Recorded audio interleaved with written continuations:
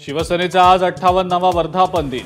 शिंदेंच्या शिवसेनेचा वर्धापन दिन मुंबईत वरळी डोम इथं, तर ठाकरेंच्या शिवसेनेचा वर्धापन दिन षण्मुखानंद सभागृहात होणार। मी दादांसोबत नाही तर राष्ट्रवादी काँग्रेससोबत। एबीपी माझाशी बोलताना छगन भुजबळ यांचं अत्यंत सूचक विधान।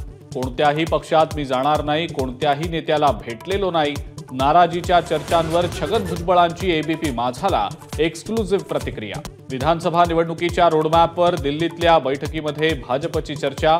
मित्रपक्षांसोबत निवडणूक जिंकण्याबाबत मंथन।